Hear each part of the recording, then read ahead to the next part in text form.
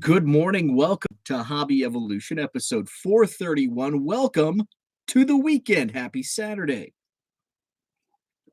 I'm wearing my hobby uniform today. I've got my Korean cardboard hoodie on, my SGC hat. No, I'm not going to a card show. Uncle Rich told me I should go to a card show because you never know. The thing is, I wanted to sleep in a little bit today, and I'll tell you why. I had a long day yesterday. It was a long week. I'm not going to the card show today because it's on the south side of Milwaukee. It's like an hour and a half drive for me. Um, I have over 100 items to ship. I'm really hammering down on listings and shipping because this is a downtime on eBay sales, especially with baseball cards, trading cards. So I want to focus on that. I have enough inventory, and I know, Rich, even if you have enough, there's always more, and I do understand, but I don't want to get too far underwater with new inventory. So I'm focusing on listing, and that's what I did much of this week. And today it's all about the shipping. So what's up, Zach? Good morning, Jenny. So I added over 300, almost 350 more items into my eBay store yesterday. I was actually going to use Friday as kind of like a half day, and I was gonna do some retail running, and I did. But I just hammered it home and got those listings in. So I did about 350 listings into my eBay store yesterday, closing in on 8,000 listings. Goal again is next October. October 15th is my deadline. I want to have 50,000 eBay listings. And I'm currently just around 8,000, over 1,000 listed this week. So that's kind of, if uh, doing the math, it would seem that if you list 1,000 per week, we've got what, 40, 46, 48 weeks until October 15th. Along with my 8,000 current listings, that would be over 50,000. However, I'm moving, a significant amount per day. So I'm probably moving right now. My average is 50 per day. So that's what, 250. It's about 300 per week. So really to keep up, it'd have to be like 13 to 1,500 per week. So anyway, that's one thing I'm discouraged, and that's why I think I'm really pumping these listings out, because it's been 6 weeks and I've more than doubled my eBay store inventory, but my sales have only increased about 25% volume wise. So I started at 30, I was making 33 sales per day, and that was on about 3,500 listings. Now I'm closing it on 8,000 listings, and my sales are just now at 50 sales per day, way off the peak back in March, 78 sales per day, and I was working full time. I was moving 78 items per day out of my eBay store back in March. That's how far we've come from the peak in first quarter on trading card sales. Now, again, this is also the slowest time in sales on eBay for cards, November, December, and then we'll start picking up in mid-January. So it gives me more time to list. So I just that's not how my brain works, but I have to keep telling myself, and if I talk it out, maybe my own brain will listen. Hey, dummy, this is this is always the lowest sales month of the year. Just stop thinking negatively and focus on pumping out these listings. So that's what I'm trying to do. So I pumped out over 300 listings, almost 350 yesterday in my eBay store. I did take half a day to make some retail runs because I was getting some cabin fever, and that's going to happen, especially as we enter winter. Hasn't even started, and it already feels like we're 3 months in. So it's going to be a long winter. It always is when you're in the upper Midwest.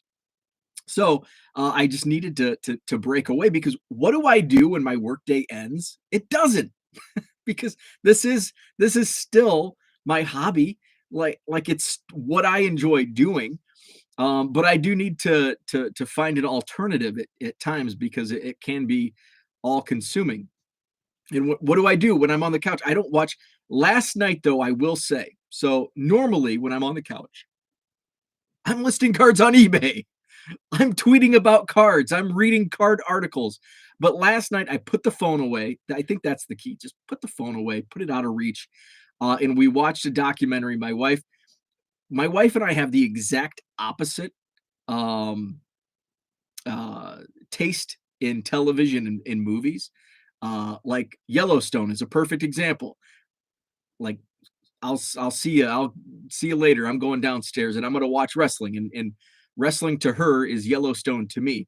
So we started watching a documentary on Netflix about Von Dutch, which my wife's into fashion, so she was up on what Von Dutch was, and I'm like, I don't remember Von, and I am like on top of pop culture, from the 70s and 80s on, up until recent. I'm not into the new stuff, and I think that's what happens when you get older. You just kind of lose touch with the current trends. But Von Dutch was like right in my wheelhouse, though. As I'm watching it, it was kind of like the end of my. It was like the beginning of adulthood for me when I kind of stopped paying attention to recent trends. Although I was still, when it like hit its peak, I think in 2003, that was like my peak young adulthood. How old was I? And I was 21. Um, but I wasn't really paying attention to fashion. But I did remember when they started throwing the. I'm like, was that the like I remembered the trucker hat craze and everybody wanted a trucker hat. And my wife's like, yeah, that's the trucker hat that everybody wanted. And I'm like, ah, got it. Okay. So my wife ended up doing her work and I'm like, are you not watching? She's like, nah, not really. But I really got into the story. Just I didn't know anything about the background of the company, but it's fascinating. I thought it was fascinating. So it's on Netflix. It's The Curse of Von Dutch. It's a very interesting story. I watched the first, I think, 2 episodes last night. I need to do more of that. I need to find documentaries to I've tried to watch like movies, even Christmas movies don't keep my attention because normally I have to do something else. Like I have to be multitasking. I can't focus on one thing. So it's hard for me to find a television show or movie that really captivates me to the point where I put my phone away or put a magazine down or whatever. But the Von Dutch story did captivate me. Zach says I won't be live long, wrapping up at Porter's Swimming, then heading to the card show. Awesome, enjoy. It was kind of up in the air, and then this morning I decided, hey, I'm going to sleep in, and if I choose to go to, because Oak Creek is kind of a drive, it's like an hour and a half for me, so it's like a day trip, and I just have so much other stuff with shipping. I have over 100 items to ship, so it's I could make it work, but I'm going to be out of town next weekend. We have the Club 400 Christmas party next Friday with Patrick Wisdom, so I'm excited for that. And then depending on how I feel the next day, how many adult beverages I consume the night before at the Christmas party, I may stop into the Rockford Card Show and check that out. And I probably should because I'm not going to be doing any shows until the January Rockford Card Show. So it's going to be like a 6-week hiatus if I don't hit up next week's card show. Unless I find something the week before Christmas, which would be what, the 18th. So we'll see. Jenny says shipping too. That's awesome. What's up, Dan? I'm repping the Korean cardboard hoodie today. I noticed my sales have been what I list that day. If they don't sell that day, they sit. That's um I'm happy you brought that up because that is something that I started noticing probably during the peak where it would be I would say I listed 100 items and 20 to 25 would sell boom within 12 to 24 hours. The rest just kind of sat, but guess what? Come around that 30-day mark, even though it's now I list everything in my eBay store as good till canceled. So it just automatically re-ups every 30 days, but it's still on a 30-day clock. So it still shows, if I enter a card last night, um, it starts at 30 days and then it goes down. And when it gets down to like under 24 hours left until it relists, that's when I start seeing more action because I'll start seeing action on, like, say, 1971 tops. I listed a whole bunch of 71 tops commons. Um, and it was more than 30 days ago, but the 30-day clock started winding down and it got under 24 hours this week because all of a sudden it's like I had 4 or 5 different sales on 71 tops commons. And it's like, well, that's weird. They've been up for a couple months. And then I look, they're ending soon. Well, ending soon. The clock is about to expire and then renew, automatically renew. So I have also noticed that same thing where it sells right away or it just sits until that clock. So because in the reason, Jenny, the reason for that is because people typically when they search on eBay, they're looking for either newly listed or ending soon. And that's what I do. If I'm looking for, say, Cap Anson, Allen and Ginter Cap Anson, typically I always search for newly listed because I search for it consistently. But if I'm like laying on the couch on a Saturday night and I'm looking for Cubs and like I just want to make a spur of the moment purchase, I'm going to go to ending soon and I'm going to see. And this card, maybe a card catches my eye and it's been listed for 3 months, but I haven't done the search in 3 months. It's new to me. And so I'll, click it. So that's kind of the reasoning why, why it's like that.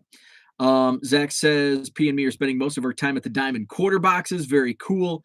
You will need to define cheap as you were speaking to someone who thinks a $5 card. Steep drop in my collection. Diamond quarter cards are, let's see, cheap, bro. We are on the same page. If you see twins inserts in the boxes, I'll pay you back for those.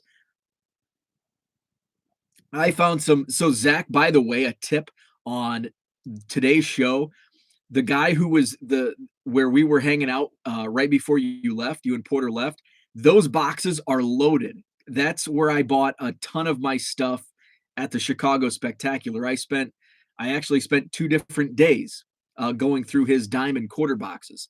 So spend some time looking through those boxes. He has some fire in those boxes. That's where I found the wrestling rookies that I bought one for, it was in the 25-cent box. I sold it for $16 the other night. He has some great boxes. Um, Oak Creek, Wisconsin. So today I wanted to talk about, thanks to Jenny for bringing this up yesterday in the chat, talking about thermal label printers. So I have 2 of them and I really only use one. And I can go into why. So full transparency, I held off on a thermal label printer until last Christmas. So despite all of the eBay sales I was doing leading up until last December, I was still PWEs. I was handwriting. Now I did buy a stamp. My wife actually gave me the idea on the stamp for my return address, which, by the way, also another tip, go to Vistaprint. You can get a stamp like this for like $20. And it lasts, like I've had this for 2 years, the same stamp, as opposed to, I mean, you'll spend $20 in a month on just buying labels and then printing them off. And then you have to have printer ink. So buy a stamp from like Vistaprint. So this is my return. It just says 1millioncubs.net, Bo Thompson, P.O. Box 628456, Middleton, Wisconsin. And that right there, that might save you more money than the thermal label printer. It'll save you money fast. So I was writing. I eventually, my wife's like, why don't you buy a return label stamp? So I did that, and it's like, holy crap, that saved me a ton of money. And then I was handwriting, like you can't buy a stamp for other people. So I was handwriting. And it's like, oh, I can do this quick. I'm a fast writer. So I was stubborn. I'm a stubborn person. And it's like, nope, I'm a fast writer. And guess what? Every 6 weeks, 8 weeks, I was going to Target. I was spending $50 on printer cartridges. And then it's like, well, This printer craps out because printers kind of suck, unless you get a really good one. But I was buying like the $100 printers. I'm gonna buy a nice one with a scan. I'm gonna use a scanner. Guess what? I never use that damn scanner because I hate flatbed scanners. That's why I have the scanner I have now, the Fujitsu. So spent 250 bucks on this nice new printer, and it sucks too. I mean, it lasted me 2 years and it sucks. And guess what? I spent the same amount even going to Costco. I was spending 50, 60 bucks every 2, 3 months on these damn printer cartridges. So people kept talking about these thermal label printers. What do you want for Christmas? My wife would ask. My mom would ask. What do you want for Christmas? I never know what I want for Christmas. Just buy me baseball cards. Give me an eBay gift card. Like but then it's Christmas morning and you're opening up, your wife's opening up the presents, your mom's opening up the presents. Oh, that's cool. Oh, that's cool. Oh, here's my eBay gift card. I'm going to go spend it. I do kind of like getting things, opening and playing with my toys, even though I'm almost 40. Um, but I never know. And right now it's like, I don't know what I want. I don't know what I need. But last year, all of a sudden, it's like I see this. I'm gonna try it out, and I'm not spending money on it. My wife's spending money on it. She's gonna buy me a thermal label printer. Let's see how this goes. Zach's jumping off. Enjoy the weekend, Zach. Good luck at the card show today. George said you were getting too popular. You have Russian bots coming for you. I know. Kapania, Kapania, Vasktech, Kapania. Hello, Kapania. Subscribe to my channel, Kapania. So Kapania is not getting a wrench though. So I asked for and I just kind of on Twitter, I just said, hey, what's a good thermal label printer? And came back. Brother QL800 was mentioned several times, and I'm familiar with Brother. I had like a Brother word process, like one of those electronic word processors when I was in like grade school. So I always remember Brother from that. And it was like a poor man's computer. Like this was probably fifth or sixth. It was a word processor. And computers were like still like soup, like the rich kids in town had the computers. I was not in that class. So I had to have the electronic Brother word processor when I was in like fifth grade. But it was really cool. It did databases. I was a total database nerd. And I would create this was when I was heavy into wrestling. So I would create wrestling WWF wrestler database with all their information. Like I was super nerd. So anyway, so I was familiar with Brother. So QL800, get it for Christmas, set it up. It's kind of annoying. It's just like any other printer. They're like the most annoying appliances, electronics in the world. I freaking hate printers. I don't know why they are such a bane, but they are a real pain in the ass. So the thermal label printers are just as much of a pain, although they do save you time, and they do save you a lot of money. Kapania, why did you delete your message? Message deleted by Korean Cardboard. Oh, I didn't know you could do that with the wrench. That's cool. So I get the Brother QL800, and I'm printing. Boom, boom, boom. Hey, this is awesome. So it's the largest label it prints is the 2x7, which is this size. So let's just rip off a portion. Get an envelope. We'll use a plain one. So I'm gonna write on it. Where's my pen? Where's my pen? So let's just do 1 million cubs. So this is the 2x7 label. Now obviously this is just for the reason I'm not printing this out is because I can do this faster. Isn't that the reason why I'm doing this? Because the printer's supposed to be faster? No, because the QL800 also, I don't know if it ran out of like ink. I don't know how it works, but I've had it for a year and it's starting to, I don't know if I did something wrong, but I'm really not. So that's the 2x7. And then there's the 4x6, which think of a photo, 4x6 photo. So I'm doing a really poor job at the qualities of these printers. So the QL800, it's going smooth for a month. All of a sudden, because I'm printing like my labels and the barcodes are coming off pretty small, but they're still getting through. They're getting delivered. But all of a sudden, a month into this, the end of January, I've been using this thing for a month. I get a stack of bubble mailers in my mailbox because they've been returned by my post office. They are the worst. Now, when you hear stories about how come this was returned for postage, how come blah, blah, blah, blah, blah, it's because they have people like my local post office running things where everybody interprets, employees at post offices interpret the rules differently. So, and some are like my local post office, they follow the rules like by the book. So the scanners actually can scan the barcodes on 2x7s, but the rules, even if you go to the USPS website, it says labels, that printed labels have to be on like 4x6, like that's the minimum. You can scan 2x7 because they would get scanned in transit. And remember, I was doing this for a month. They were getting scanned. They were getting scanned. What I did, that stack of bubble mailers, I was so pissed off because for a month they'd been doing this. I took them out of my damn mailbox and I drove to the other post office and I dropped them off. And guess what happened? They got scanned and delivered.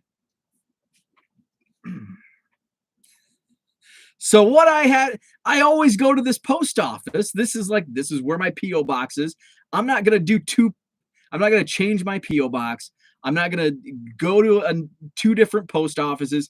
I'm just going to suck it up and I'm going to spend another $150 on another damn printer because my stupid post office refuses to scan. And what I did, I went back to the post office and I said, can you explain to me why for a month these were getting shipped and sent and scanned and delivered, but now all of a sudden you're not doing that?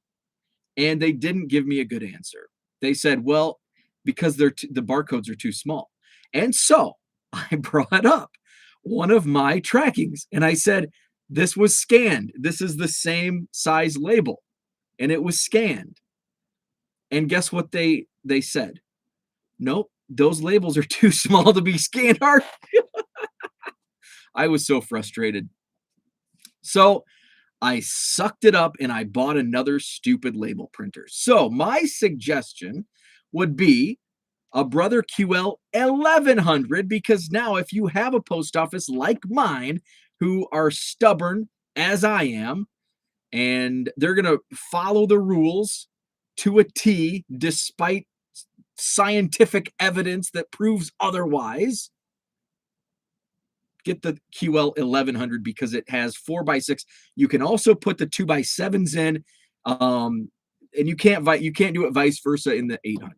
You can only do the 2x7 labels in the 800, but in the 1100 you can do both. You can put a 2x7 label through there.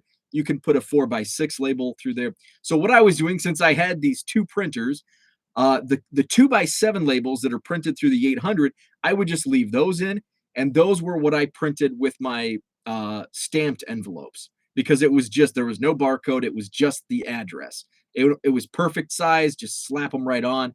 The 4x6, if you do that, you have to kind of curve it over on the other side because it takes up half the envelope and on the other side. So, and then I was printing the labels, the barcodes on the 4x6 on the 1100.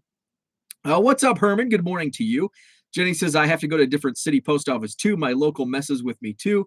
What about these little 3x6 or whatever they are? So the 2x7 are the smaller. Those are address labels. Those are just like for if you're just sending only PWE, without any barcodes, without tracking. So if you have to use a tracking barcode, I mean, I'm going to suggest, if you're going to do any type of barcodes and tracking, you're going to have to get the larger printer because it's going to print 4x6. So you're going to want to look for 4x6. I say the Brother QL 1100 because that's the one I use. I know a lot of people use Rollos.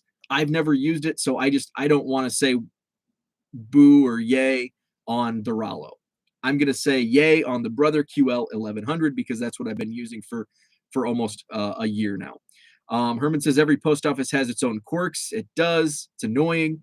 My local PO won't let me ship birds. The one a town over will. Yeah, and there's get into the shipping birds. Oh, like literally the birds. That's interesting. That's interesting. So yeah, so the QL 1100, it saved me a ton of time. Um, it saved me a ton of money because if you're shipping using Pirate Ship or PayPal Ship now, you have to print the labels on a regular printer, so you're going through ink, you're going through the paper, which the paper is really not much because the paper is kind of a same as what you're going to pay for the labels. Well, a little, you're going to pay less on the paper, but anyway, you don't have to cut. You don't have to cut the labels. I guess if it's a large enough package, you could just use the whole sheet. So as far as how it works, so you buy the QL 1100, and it I think mine came with one roll of each, like a roll of 4x6 labels and a roll of 2x7. So it's almost like a kit. You're already started. Go to Amazon. You can buy generic labels. Let me go to my Amazon page. By the way, I shouldn't be freezing up as much anymore. So just kind of an aside, has nothing to do with label printers. But yesterday I was, and of course now I can't open my other window. So I thought maybe I fixed the issue. Oh, there I am. My cleanup app thing, antivirus thing, said I was 0% tuned up. So I had not run any updates. I had not run computer cleaner in I don't know how long, but my computer was 0% tuned up. So that's what I did after I did some of my shipping yesterday morning. I completely tuned it up. So I shouldn't be freezing up as much as I have been the last few days. So let's go to my orders. So the QL 1100, and I just kind of I didn't shop around as much as I normally do because I just needed them. So I ordered 4 rolls. And how many? Let's just click on this.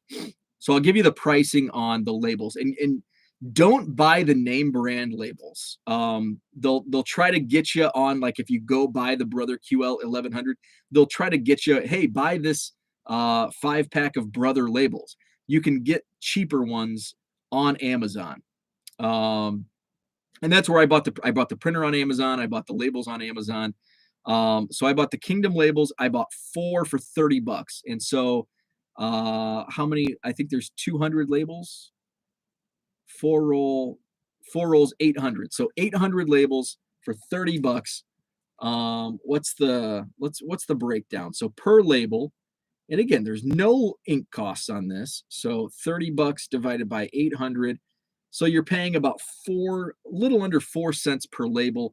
You might be able to get them a little cheaper because again, I didn't really look around because I was like in dire need of them. So I'll look when I think I'm going to have to put another order in here in the next couple days. So I'll look around because I think I only ordered the 4 rolls, and I go through 800 in no time. So that's my suggestion. Thermal label printers. And here's the thing: if you're only doing a handful, like I would say, if you're doing, gosh, I don't know what the break-even point would be. I would say if you're doing like 5 a day, 5 a day or less. So what's that? 5. If you're doing 25 to 35 shipments a week, it's probably it's probably a push on whether or not to keep doing it your way, writing them down because you can hammer out, you can write. So Jenny says there's no ink. No ink. It's thermal. I don't know how that works. It's a thermal label printer. Yeah, so there's no ink. It's magic. I don't know. It just works. Just works. So if you're doing like 25 a week, I would say probably no need to go. I'm frozen on my end, so my tune-up didn't work yesterday. So JC's with us. I had a love-hate relationship with my Dymo printer at work. Dymo's another brand. Um, so I've had mostly good. Every once in a while, I've had some issues. My smaller model has been giving me some issues where it's not feeding it. It's kind of like jagged, and I that could be because I'm using the cheap generic labels. I don't know. But my 1100 has been great. The settings can be annoying. Like if you've set up a computer or set up a printer on your computer, it can be equally annoying, and just getting the settings down, and I think most people will attest to how annoying that can be, and that's going to be across any printer you set up is going to be a pain, but once you do get it set up, it's smooth sailing. um Brother QL 800, that's what I use. So yeah, oh yeah, so if you're doing 25-30 a week, I would say probably just stick, especially if you're writing the name in, um, but and printing the labels. Definitely print the labels off eBay if you're eBay sales. Use Pirate Ship or PayPal now. I actually prefer Pirate Ship now, by the way, over PayPal, because Pirate Ship saves the addresses. And I don't use in my, my money from eBay doesn't go to PayPal anymore. So I really don't keep a balance in PayPal. I just have my PayPal. If I buy something, I just have it set up to my credit card, so I get points, and just pay it back, pay my credit card. That's how I use PayPal now. And I use Pirate Ship to send stuff out, and same thing with Pirate Ship. It's just hooked up to my credit card, print out a label if it's like a trade package or whatever, and that's how you go. What was the label brand again? Want to write down what you recommend? Okay, so I recommend, I'm going to type it out. I recommend the Brother QL 1100 thermal label printer. So if you're doing more than 25 a week, and if they are like a lot of barcodes, as opposed to just PWE writing them down, I would suggest a thermal label printer. And you can look into it. This is only my recommendation because it's the only one I've used. I haven't used a Dymo. I haven't used a Rollo, but I have used the QL 1100 from Brother, and it works great, and I love it. So that's the one I recommend. Unfortunately, they're not giving me any kickbacks for recommending their printer. But brother, hey brother, if you're listening, send a coupon my way. So that's what I had for today. Thanks for tuning in. Jenny, if you have any other questions, let me know. And again, I bought these through Amazon. Bought the printer, and I buy my refill labels and all that through Amazon. So that's what I'm doing today. Check out Hobby Hotline later this morning. I think Jeremy Lee is pinch hitting for John Newman this morning. And I can't remember who else is on. I think maybe Jeff Deafness is on. So yeah, check out Hobby Hotline on YouTube. They'll be on at 10 a.m. Central. I know Brad and Uncle Rich are at the Dallas Card Show today. My buddy Ryan, Breakout Cards, I think he's in Philly today. Zach and Porter, they're going to be in Oak Creek, and I'm the only one not at a card show. Bummer. But that's on my own. I didn't want to drive over to South Milwaukee today. So have a great day. I'll be back live tomorrow morning, probably approximately the same time, sometime between 8 and 9 a.m. I don't have a topic to talk about. Oh, hey, maybe I'll rip a bot. Maybe I'll rip a blaster tomorrow. I bought 2 blasters of Topps Archives yesterday. Totally forgot. I've only ripped one, and I pulled an autograph. That's why and I know it's a super minuscule small sample size, but I highly recommend buying retail archives opposed to hobby archives. And I sold the autograph already. Sold it for $20, the price of a blaster. Yeah, I've got shipping and fees that go into that. So didn't quite make my money back, but haven't touched the rest. I pulled a Chris Bryant Giants card. I'm going to keep it just because it's my first non-Cubs Chris Bryant card. Just as a side piece. That sounds weird. Just as a side PC.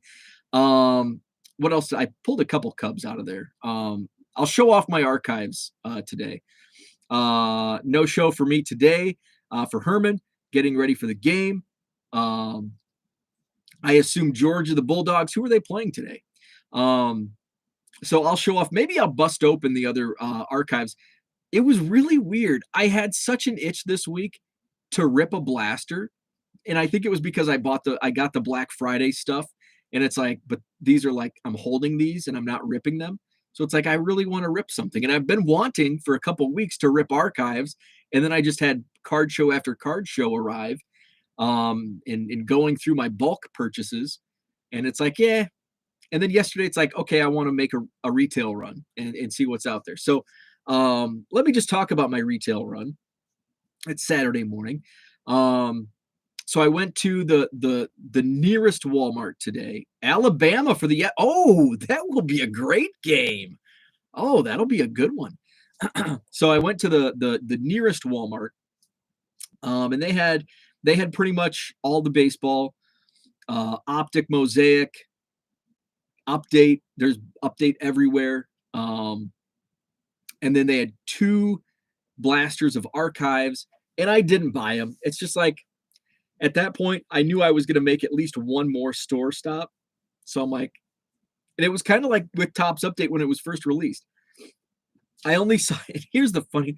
So when Update was released, I wanted to rip just some Topps Update.